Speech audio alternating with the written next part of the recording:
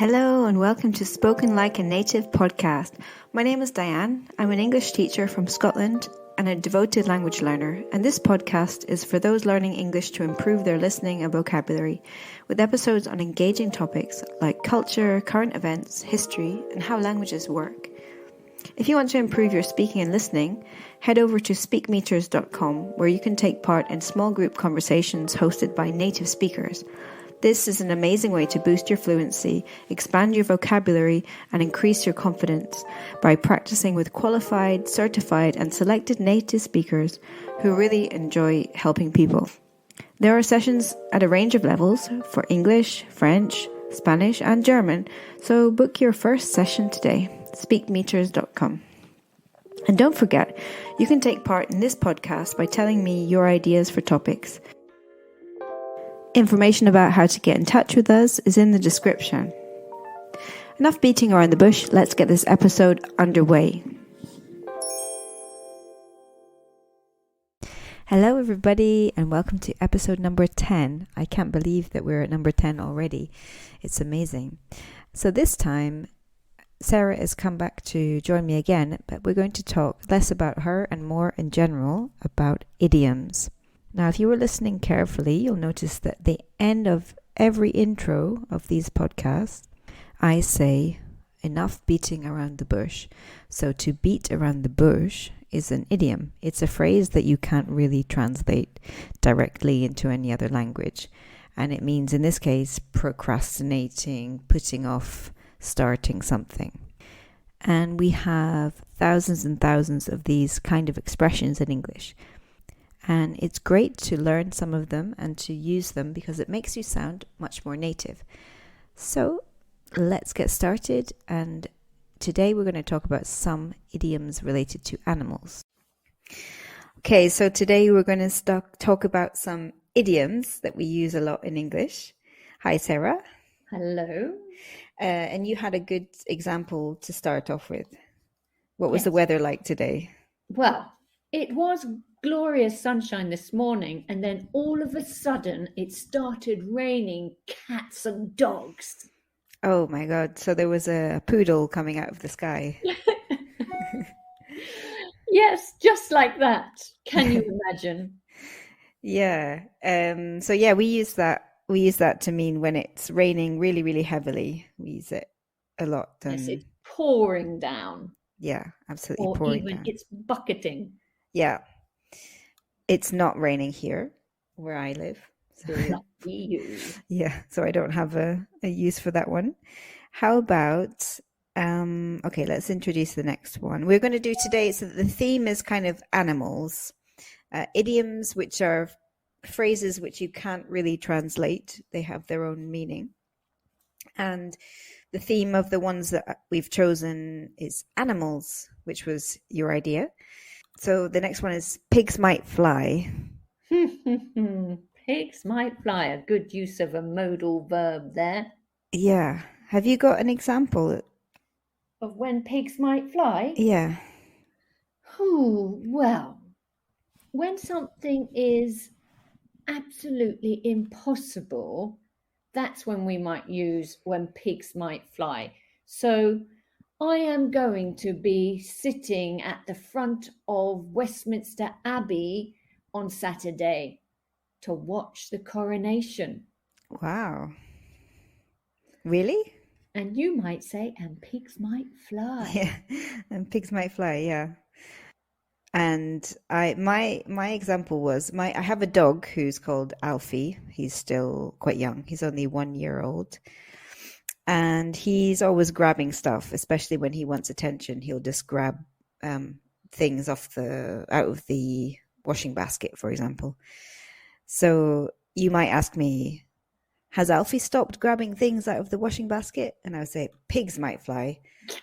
That's never going to happen. He's never going to stop doing that kind of thing.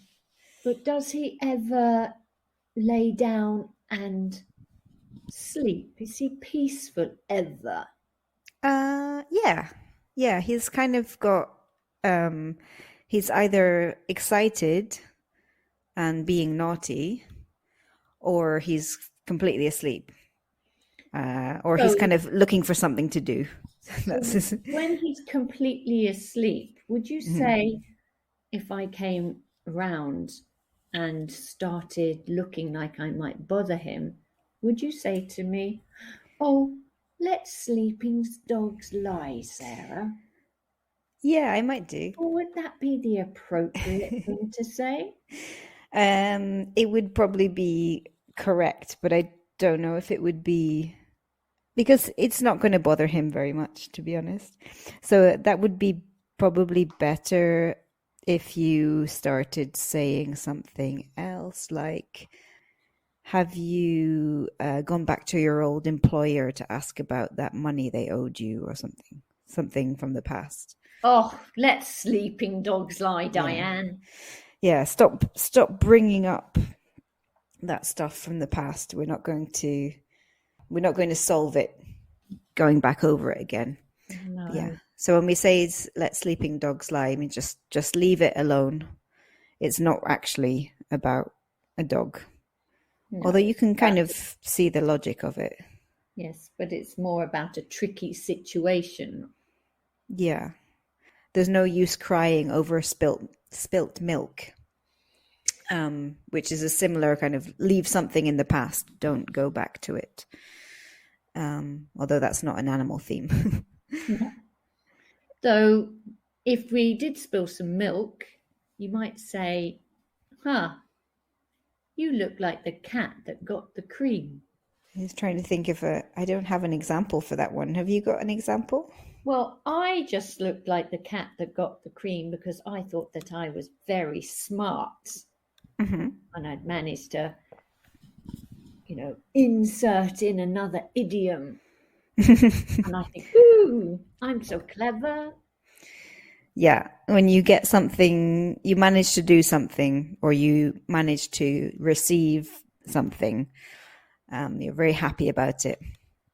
You're Just like like the a cat. cat would be if it had a bowl of cream instead of just a bowl of milk, ordinary milk. Yeah. Although I think probably the more, to make it more accurate, it's probably better to say like the cat who got some tuna, because they do like milk, but I think they would prefer something meaty or something fishy. Well, you'd know because you've got a cat, don't you? Yeah, yeah. Lucky you. You don't have any pets then? I would love to have a pet, but unfortunately, my lifestyle just doesn't give way to such 'Cause, wonderful things. is that because you travel a lot, or? It's because I live in an apartment and because Mm, I travel a lot. yeah. You could have one of those little, what are they called? Lap dogs or handbag dogs. I could, but they don't let them on the Eurostar. Oh no? No, Hmm. I've asked. Hmm. So I just mentioned about something fishy. And one of the idioms that we use sometimes is that smells fishy. So something smells fishy. He told me that he'd finished all his work early, but I think he just wanted to go home early. I saw his colleague doing something his boss had told him to do. So something is a bit fishy. It's a bit strange. How would you Hmm. explain that? Something, it smells a bit fishy. Sounds like it smells wrong, illegal. It sounds like it might be prohibited, Hmm. but you are telling me something as if it was right and correct. But I Mm. have my suspicions. It Yeah. sounds a bit fishy. Yeah. So when you're suspicious about something, you think, something's it doesn't add up was another phrase, kind of similar idea. You've seen something, you add up together. Well, they say this, but I saw something different, or I've noticed other details, and it doesn't look like it is exactly what it's supposed to be. Hmm. So it smells fishy. So I think that's from, fish starts to smell bad after a while. So it's like the idea of you've left some fish out of the fridge or something. Just like the milk might smell bad if you spilt some milk, and then we'd all be crying. Yeah. Yeah, I've never cried over spilt milk. I guess that one probably comes from when people didn't have, like, if you spilled milk, it would be a bit of a disaster because you'd have to go and get more from the cow. It's not so easy to pick up from the shops. My family have a farm, a dairy farm, and we Hmm. used to go round to my grandparents and get the freshly extracted milk, and Hmm. we put it in a container and take it back to us back home in the car. And sometimes we would spill the milk because I was only a little girl and it would slip from my fingers. Mm. And then the car would stink. And Yeah, we it were would all smell. crying. We didn't want to get in the car. Yeah, I can imagine it would smell. And also it hadn't been pasteurized, No. so it would still have all the active kind of bacteria and stuff, which is probably quite good for you, to be honest, nowadays. So what's it like to drink really fresh milk? Did you drink it like that or Yes, mm, we did. yeah. It's for me, it's just normal. So I liked pasteurized milk and fresh milk. The only milk I didn't like was the milk that we used to get from school in the olden days, where you had little bottles of milk that were delivered to the school, and Hmm. it was, would it be unpasteurized because the cream always separated, I'm not or was it sure. unhomogenized? Probably unhomogenized, yeah. I guess so. And that was disgusting. No, I don't think I've ever had milk like that. I thought you were going to say you don't like UHT milk. Oh, But is that real milk? yeah. No, but I love nut milks. Mm. Yeah, me too. I don't really drink, I occasionally drink milk, but most of the time I have soya or almond milk. It's tasty. In fact, a friend of mine set up a company called Rude Health, and they produce all of these fabulous non-dairy milks. Hmm. She's so clever, Nice. and once she invented that, I'd say she had the bee's knees. Mm. Well, It's she yeah. was the bee's She's the knees. bee's knee. Yeah, you managed to do that all by yourself. I think you're the bee's knees. Yes. Yeah. Or The it's bees great. even have knees. I don't know. I think probably they have quite a lot of knees because they have lots of legs. But I don't know if they're really knees in the same way. So the bee's knees, I think it's probably like that just because it rhymes. It sounds good. Sounds nice, doesn't it? Yeah. There's some apps that I use for language learning. I'd say it's definitely the bee's knees because I can use it when I'm out of the house, when I'm waiting for something, or if I'm in bed, or I can use it online. It's the best thing since sliced bread, or it's the bee's knees, which is kind of the same thing. Oh, that is a perfect example. Well done. Thank you. And yeah, I think that alternative to dairy milks are the bee's knees, although sometimes they can be a bit expensive and you think, is it worth it if it's mostly water? But it's definitely nice to have something different in your cappuccino if you go somewhere. But in Spain, it's very difficult. If you can buy them from the shop, like soy milk, oat milk. You can buy them from the shop, but if you go to a cafe, especially in the small towns, they don't have them. So that gets me on to my next one, which is if you're a vegetarian or a vegan, heaven Mm. forbid, in Spain, you're a bit of a black sheep. If you Ooh. go to a restaurant and you're a vegan or a vegetarian, it's a bit tricky for you to find something. They say, "Oh, would you like a green salad? Would you like some chips?" I've heard black sheep being used most when they're talking about a member of the family who's the Hmm. black sheep of the family. Yeah. Are you a black sheep of your family? No, No? no, no, no. Do you think there is a black sheep in your family? Now, I don't think I should say who the black sheep is, or I may not be welcome at family do. So yeah, you can get from that it's not some I don't think we say it as much as probably we used to. We used to use it more. Most people are accepted nowadays for being different. But in the past, it would be someone who acted in a different way from everybody else, did something maybe bad or maybe just different. You would be the black sheep. The one that didn't follow the rules. Yeah, not going along with the crowd, maybe didn't get married or wanted to study something completely different from what their parents wanted them to do. Like a family could have a family business, and then one of the children says, "No, I'm going to be an artist, and I'm going to live with my same-sex partner." They would probably be in the past. They would have been a black sheep. Or maybe both of us could be the black sheeps of our families because we're not living back home. Yeah, I could. It could be.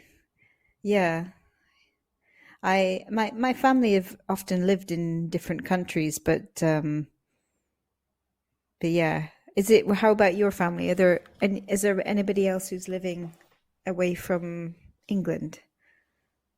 Well, only the husband, my father, that my mother divorced and sent back to Oh, Australia. Australia, yeah. Okay. Was he became a bit of a black sheep, did he? In her eyes. In her eyes, yeah. Okay, so yeah, you can imagine a big flock of sheep, the collective noun for a big group of sheep. There's a big flock of sheep, and there's one black one. I was just looking, when we were talking about pigs might fly, I was looking at things related to pigs. Mm-hmm. And, we've got pig headed, Mm-hmm. the whole hog. Mm. And then I looked at where did these come from? And I read about a pig pile. Have you heard of pig pile? Pig pile. It rings a very vague bell, but I wouldn't be able to. Well, it's a game, a pig pile, but it's Mm-hmm. also a verb and a noun. So Mm-hmm. noun, a pig pile, and to pig pile would be to do something in a disorderly fashion. Oh, okay. That kind of makes sense. Well, I was looking at idioms, English idioms, and whilst we may think that England has a lot of idioms, it's true, we have about 25 million idioms. Really? It makes my That's a lot. brain want to explode. Yeah. When you think about, oh, a student asks me to teach idioms, you think, where do I start? Exactly. Yeah. But France and French, they've got a lot of idioms. Mm. And what about Spain? I don't know. Um, Spanish, I'm no. there definitely are, but I don't know the number of them. But I yeah, was there's a lot related to like bodily functions. I was talking to my husband yesterday about us talking about idioms, and he said, Mhm.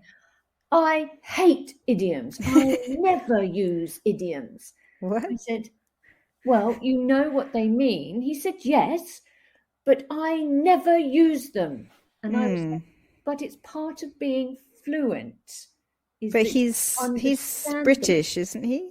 He's British. He says he does. I don't believe him. Yes, I know, but he said, I received, when I did my master's degree, my professor wrote me a note saying this was a very well written thesis. He said, I didn't use any idioms. I said, who would use idioms if they're doing a master's degree in international competition Yeah. law? That's ridiculous. But Yeah. really, we do use them. And I believe that someone who is a good speaker of a second language, your second language being English, you will go from being a good speaker to a great speaker, because you will really need to understand what we're talking about when we use these idioms. Yeah, I definitely agree. And if you can, I think the first step is to understand them, and the second step is to be able to use them correctly. Because often you get people using them, but not quite in the right meaning. Oh no, did you not trick your husband by telling them the Oh, wrong yeah, yeah. thing? Yeah. Well, his level is quite good, so he knows. And also, I'm a terrible liar. When I'm trying to make fun of someone, I just start laughing. So it's I don't do it for very long, but I have occasionally said, "Oh yeah, in English we say," and I just make something up completely. But yeah, I'm always laughing when I do it, so he can tell. Yeah. Like it's a different topic. We were just saying a minute ago. I said to him like, you, okay, in English we say your flies are down. Um, but in Spanish you just literally say your zip is low, something like that, if you translate it. But we have a quick shortcut. Your flies are down. Like Yes. your zip on your trousers that you put down to go to the toilet. You, for some reason, it falls down, and we say your flies, or if your flies are down, your flies are undone, and it's quick, economical, like a shortcut. But in Spanish, that you have to say a longer. You have to use a lot more syllables. And I think with idioms, it's a similar thing. It's a shortcut. Goodness, But I would love to be on a fly on the wall when you tried out these things with your husband. yeah, it's quite funny because he's very open to learning new things. And so and I'm always correcting him. We do one day in English and then one day in Spanish, and we go like exchanging from one day to another, and we're always correcting each other. So I'm always correcting him. So he's used to me saying like, "Oh no, it's not this, it's this." Um, Often with the same thing, you have to repeat many times. Like all of us have to repeat correct a mistake many times. I can't remember any ones I've actually tricked him into. But yeah, being a fly on the wall. I think sometimes when I watch a film or I see a trailer for a film, which I think looks really stupid, I think I would love to be a fly on the wall in the production meeting for that film. Seems like such a silly idea. So you want to know what's going on. How did they come to that decision, or what happened there?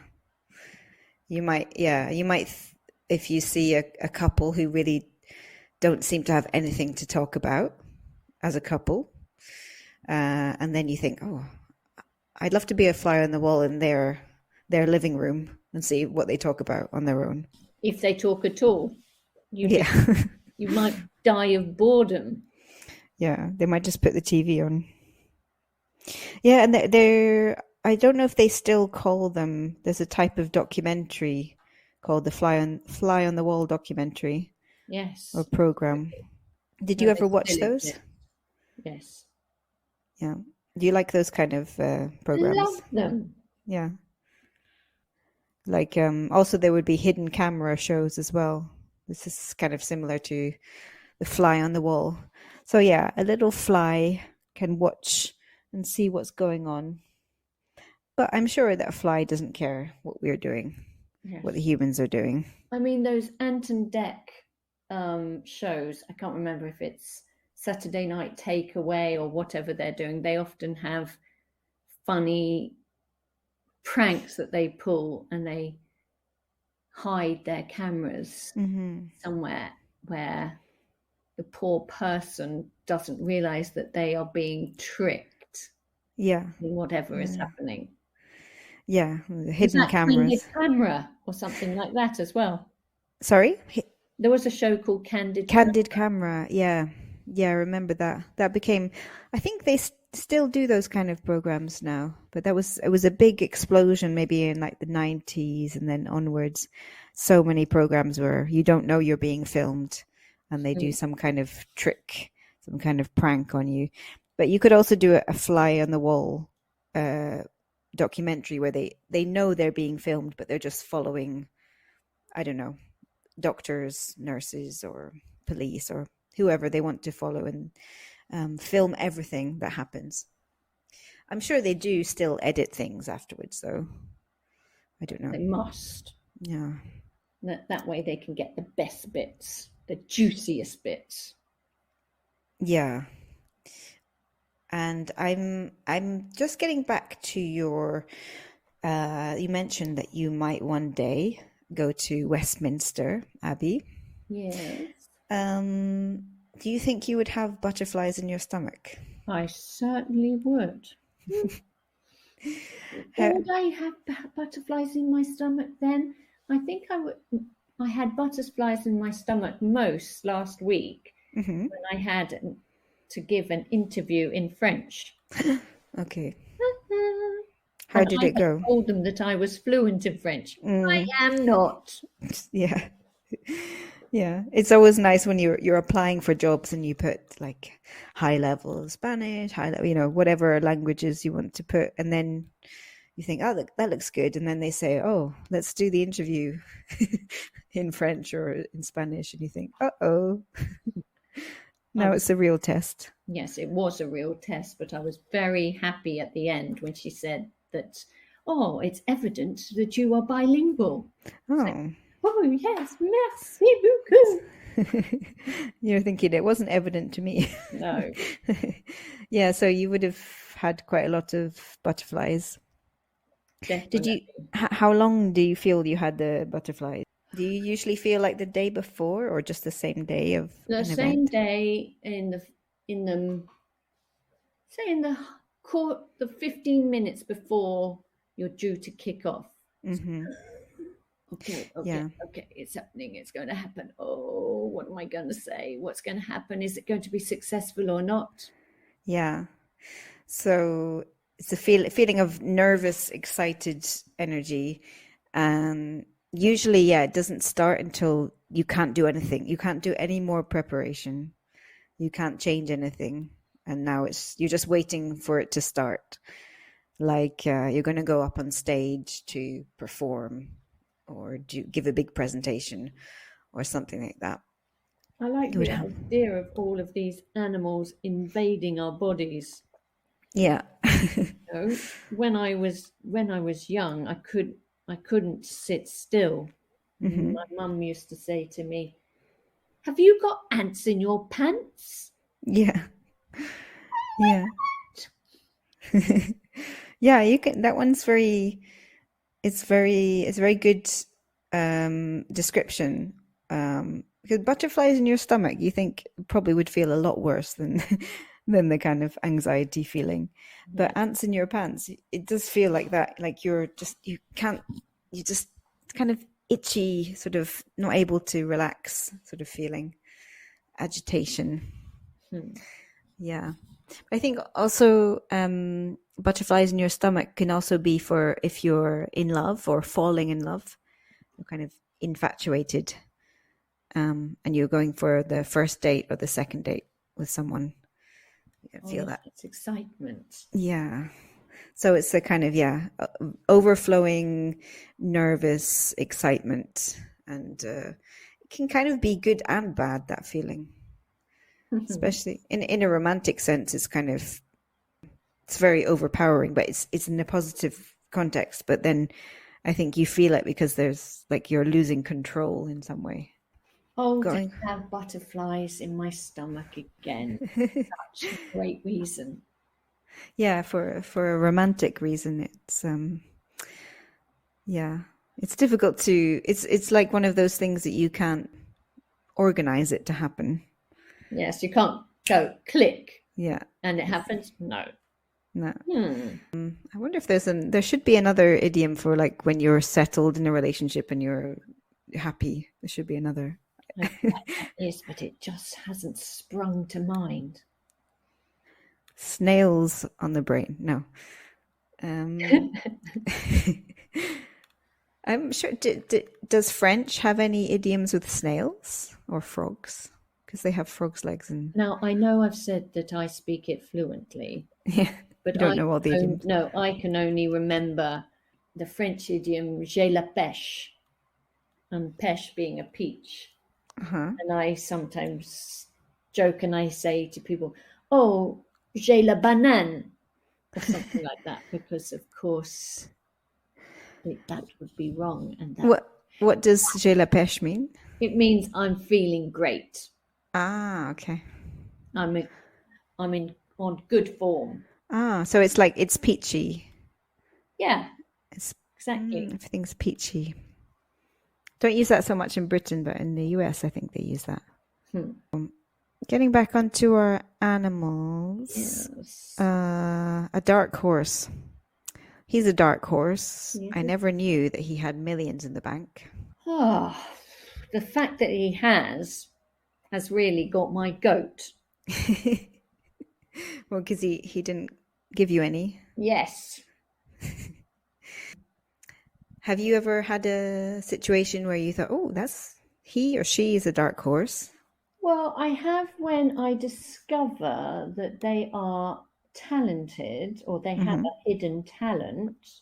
I might say they're a dark horse. Yeah. Yeah, like someone who doesn't seem to have any friends at work or very quiet and seems quite shy. And then you have a work party and they're on the stage doing karaoke and they're amazing. Something that they reveal a hidden side of themselves. Or you don't know that they speak another language and suddenly you hear them speaking fluently in Chinese or something. Like, oh, I didn't know about that. Yeah. So when you say someone is a dark horse, you didn't know that they had something special. No. They hadn't told you, and those kind of things, you might need to hear it from the horse's mouth. Yes, that's correct. Yeah. Though I am slam dunking with another animal idiom. Yeah. And it wouldn't, you could say, a little bird told me, and then a little bird told me that there's going to be a party on Saturday. Oh, really? I heard it from the horse's mouth. Haha. Oh dear. Yeah. Are you a dark horse?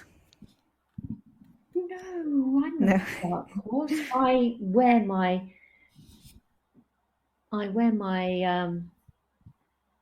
talents. I'm so boastful about what I can and can't do. No, I'm not a dark horse. There's nothing hidden. You're more of a peacock. Yes, I am a bit more of a peacock. You're right. Yeah. Yeah. So peacocking is showing off your talents, or it could boasting. Boasting, and also maybe like wearing fancy clothes that draw attention as at the same time as sort of boasting. That would be peacocking. I'm intrigued by this idea that your husband doesn't use any idioms. I think you should pay attention and see if you can catch. Oh yes, they're stupid, but they're not stupid at all.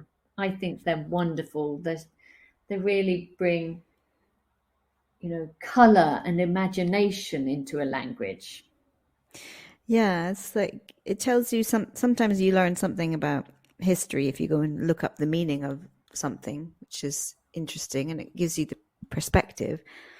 And yeah, they're very imaginative. You have an image in your head of what the person is trying to say. No, I did that yesterday when we were talking about having this conversation today. I looked up pigs might fly and the root. Where did this saying come from? Apparently it's from an old Scottish proverb. Oh, okay. From the 1600s. Yeah, I think there's a lot to do with like pigs and horses, and cows and things like that. And dogs. Yeah, Go dogs, to the yeah. dogs. Sorry? To go to the dogs. Yeah, It's gone to the dogs. yeah. It's really gone to the dogs. Have you been down the town centre recently? It's really gone to the dogs.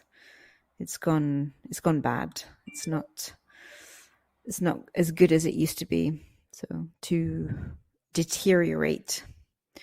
But yeah, there's lots of ones which are sort of farm animal, domestic animals.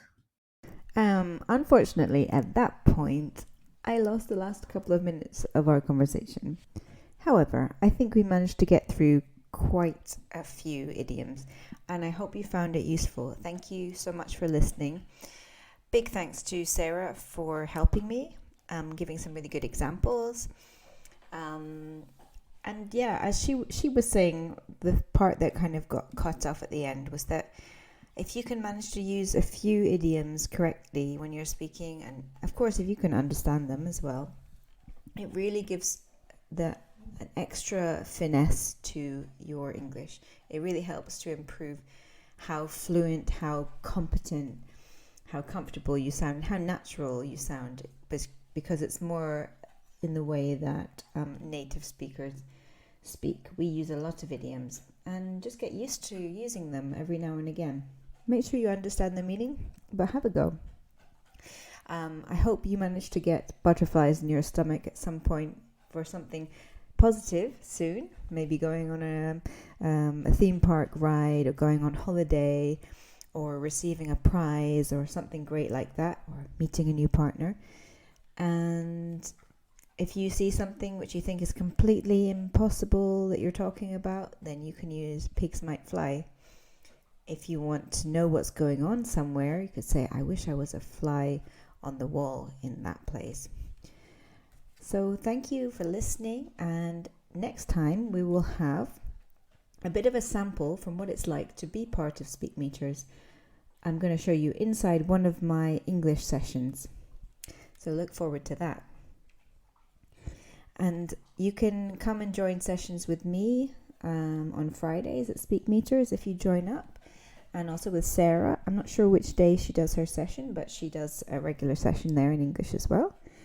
And if you want to help with whichever language is your native language, there's always space for you.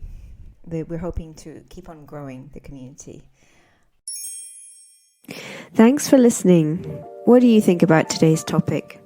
Remember, you can get in touch by leaving a comment or by joining the Speak Meters community. Follow Speak Meters on Instagram and subscribe to Spoken Like a Native on your favourite podcast platform. You can also leave a comment and like the stream. Please, please, please leave a review. It really helps us to find new listeners who are looking for fun language learning content. And lastly, don't forget to head over to speakmeters.com to take part in live conversations hosted by friendly native speakers. That's all for today. Catch you next time.